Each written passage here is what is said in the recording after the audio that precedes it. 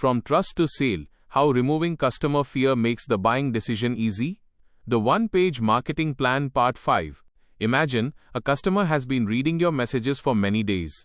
They downloaded your free guide, saw your tips, even read your case study, and now they are truly interested in your product or service.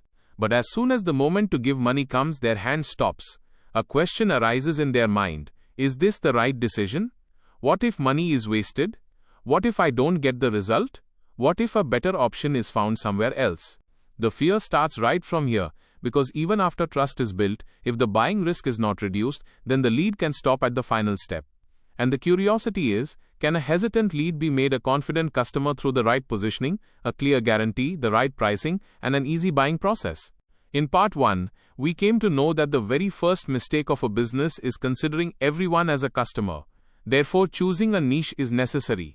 In part 2, we understood that after finding the right audience, the right message has to be made, because a generic ad gets lost in the crowd. In part 3, we saw that it is necessary to capture interested people so that they don't just disappear after seeing the ad once.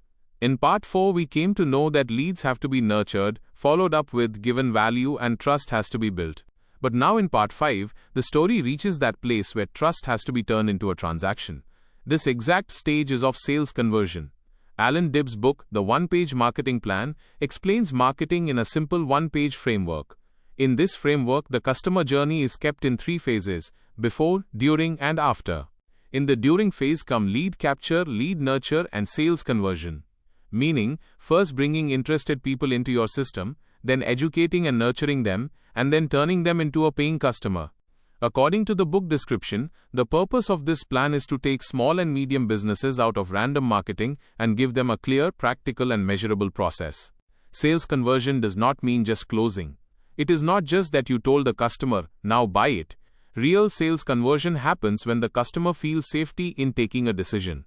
The customer feels that you are an expert too, trustworthy too, and your offer is right for their problem. If the customer has a doubt, then they will leave even after asking the price. If the customer has trust, then they can give a premium price too. Here first of all comes the point of positioning. Positioning means, what is your place in the market? How does the customer see you? Do they consider you just another seller? Or do they consider you a knowledgeable, ethical, and helpful expert? There is a world of difference between the two. The customer judges a seller by price. The customer judges an expert by value. The customer bargains with a seller. The customer takes advice from an expert. This is why hard selling many times does the opposite and causes harm. If in every conversation you say limited offer, last chance, buy today itself, and discount is about to end, then doubt can be created in the customer's mind. They will feel that perhaps you are desperate to sell. Desperation weakens trust, whereas education strengthens trust. When you give useful information to the customer, explain their problem, point out risks, and explain options, then you look like an advisor, not a salesperson. Becoming an advisor is the biggest shortcut to sales conversion, but this is not a fake shortcut. For this, value truly has to be given. If you give a free consultation, then it should not be just a sales pitch. In that, the customer should get clarity. If you give a free course, then there should be real learning in it. If you give a guide, then it should be useful. When the customer gets value even without payment, then this question arises in their mind. If it is so helpful for free, then how useful will the paid service be? Now Joshua Bell's story shows the power of positioning in a very strong way. Joshua Bell is counted among the famous violinists of the world. In 2007, the Washington Post did an experiment in which Bell played the violin incognito, meaning by hiding his identity, at Washington, D.C.'s L'Enfant Plaza metro station. According to reports, he played his multi-million-dollar Stradivarius violin, but in the rush hour most people could not recognize him and the performance remained almost unnoticed. Time also wrote later that in the 2007 experiment, Bell collected a total of only $32. The real lesson of positioning is hidden right here. The same artist, the same talent, the same music, the same skill. But when the setting was a subway station, people were in a hurry, there was no stage, there was no ticket, there was no context, then the value was not felt by people. On the other side, in a concert hall, that same performance can become a premium experience. This does not mean that the value of the talent was less. This means that value is built not just from skill, but from context and positioning as well. In business too, exactly this happens.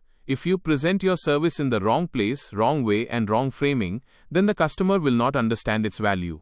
If a consultant says of himself, "I give advice," then the customer can consider him ordinary. But if that same consultant says, "I help small manufacturers get out of the confusion of working capital and cash flow," then the value becomes clear. If a designer says, "I make logos," then that can become a commodity. But if he says, "I create trust-building brand identities for local businesses," then his positioning becomes strong. Positioning explains to the customer why you are different. Why you are better, not cheaper. Why you are right, not fast. Why you are selling an outcome, not just a product. If positioning is clear, then the fight over pricing is less. If positioning is weak, then the customer asks for a discount first of all. Now, along with authority, likability is necessary too. A customer does not buy just from an expert, they buy from that expert whom they like as well. Think about it. If your house's doorbell rings and your friend is standing outside, then you will open the door with a different feeling.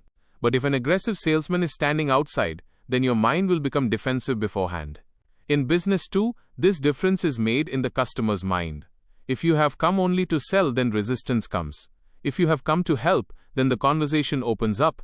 Likability does not mean becoming overly friendly.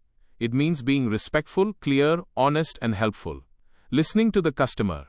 Understanding their problem without interrupting. Giving them an option. Not giving them pressure.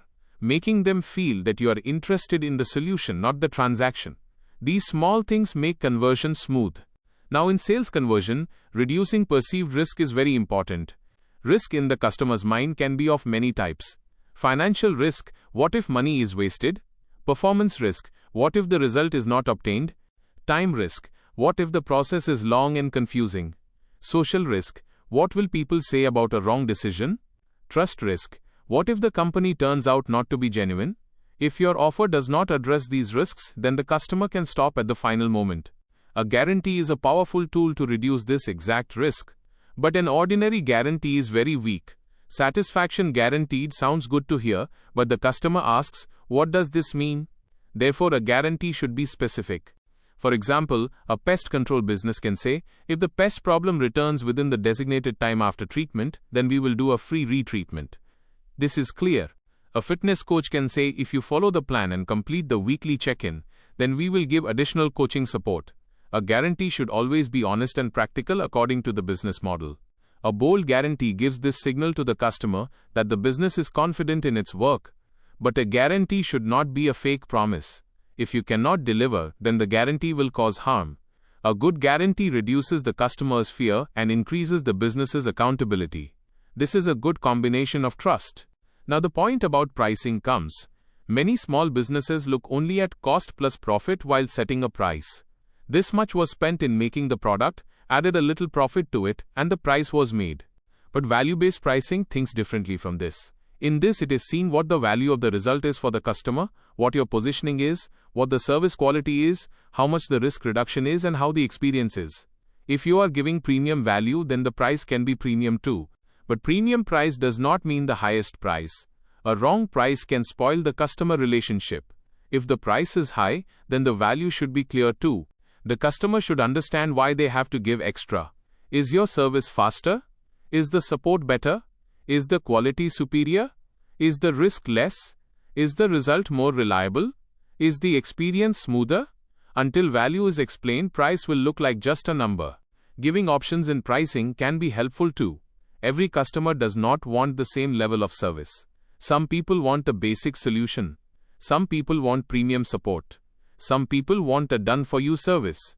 If you make standard, premium and advanced packages, then the customer can choose according to their need and budget. Because of this, a yes or no decision can turn into a which one decision. But do not give too many options. Too many choices can confuse the customer.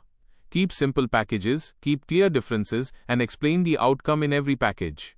For whom is basic, for whom is premium, and for which customer is the high-end package, this should be clear. In sales conversion, making the buying process easy is necessary too. Many businesses build trust, the customer becomes ready too, but the purchase process is so confusing that the sale breaks. The payment link is not working, the form is very long, the response is late, the invoice is not clear, the refund policy is not understood, the onboarding steps are confusing. All these small friction points decrease conversion. The easier it feels to the customer, the smoother the sale will be. Keep payment methods simple. Keep UPI, card, bank transfer, EMI, or installment options, whichever are practical in your business, clear. Give confirmation immediately after purchase. Tell the next steps. Give support contact. The customer should feel that they have taken the right decision and now there will be no confusion. To build trust, social proof is very helpful too. Testimonials, case studies, before-after examples, customer reviews, client stories, all these create safety in the customer's mind. They think, if others got the benefit, then perhaps I can get it too. But testimonials should be genuine. Fake reviews can look impressive in the short term, but they destroy long-term trust. A case study is especially powerful because there is a story in it. Where was the customer before? What was their problem? What process did you follow? What result came? And what did the customer feel? This simple story connects the new lead to themselves. They feel that my problem is just like this. This exact connection makes conversion easy. For small and medium businesses, a website and CRM are now becoming a necessity, not a luxury. A website is a trust-checking point for the customer. If someone sees your ad, they often search. If they see a clear website, service information, testimonials, FAQs, contact details, and a professional presence, then trust increases. A CRM or simple lead management system makes follow-up consistent. Remember, in part 4 we learned that if follow-up breaks, then the lead turns cold. In sales conversion, education and closing should not be understood as separate. Good education itself becomes a soft closing. When you explain the problem, options, risks, process and outcome to the customer, then the need to push the customer decreases. They themselves ask, now what is the next step? This is natural selling. Now look at your business. Do you tell only the price to the customer, or do you explain the value too? Do you give only a discount, or do you reduce risk? Do you show only the product, or do you show the outcome? Do you have a guarantee? Is your buying process simple? Is your positioning clear? Does the customer feel that you are an expert, or just another seller? If you have understood the journey from part 1 to part 5, then the picture keeps becoming clear. First choose the customer, then make the message, then capture the lead, then build a relationship through nurturing, and then in sales conversion, remove the customer's fear and make the decision easy. This entire journey is not about forcing the customer, it is about guiding the customer. A good salesperson does not manipulate the customer. They understand the customer's doubt, give clarity, reduce risk, and make the decision safe. This is ethical selling. If the customer is not a right fit, then they should be told that honestly too, because a sale made to a wrong customer can turn into a refund, complaint, and negative word of mouth ahead. A sale made to the right customer becomes a long-term relationship. The real goal of sales conversion is not just taking money. The goal is making the customer feel that they have taken the right decision. When the customer remains confident even after payment, then buyer's remorse is reduced. They wait for the delivery with trust. They stay connected to support. Upon getting the result, they can move toward repeat purchase and referral.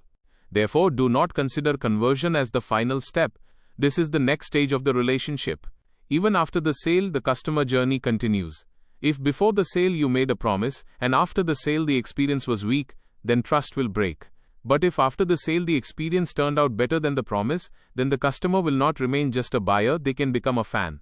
The biggest lesson of this part 5 is precisely this. Just an offer is not enough to make a lead a customer. You need authority, you need likability, you need risk reversal, you need the right pricing, and you need an easy buying experience. When all these come together, then the customer's fear decreases and the decision becomes smooth.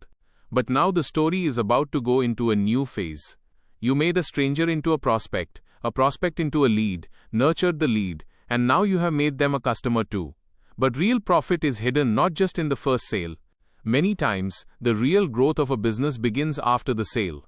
In the next part, we will see why leaving the customer after just giving the product is a big mistake, and how the delivery experience can turn an ordinary buyer into a loyal customer. If this video has taught you something new, or if you feel this information should reach more people, don't forget to like and share the video. Your small share can become valuable and useful information for someone else. If you have any questions related to this topic, or if you would like to share your opinion with us, be sure to write in the comment box. We read every question and suggestion from you, because your feedback inspires us to create better content. And if you want to keep receiving such interesting and reliable information about business, the economy, and the world in the future, then don't forget to subscribe to our channel GRT Business and also press the bell icon so that you get notifications of every new video directly. At GRT Business, we always strive to provide you with accurate, balanced, and reliable information. Our news and analysis are prepared based on information obtained from various news agencies, public sources, and public opinion. We make every effort to verify and validate each fact as much as possible. But in case of any possible error or dispute, the responsibility lies with the respective sources. Our only aim is to present you with a correct and trustworthy perspective so that you can understand any topic better.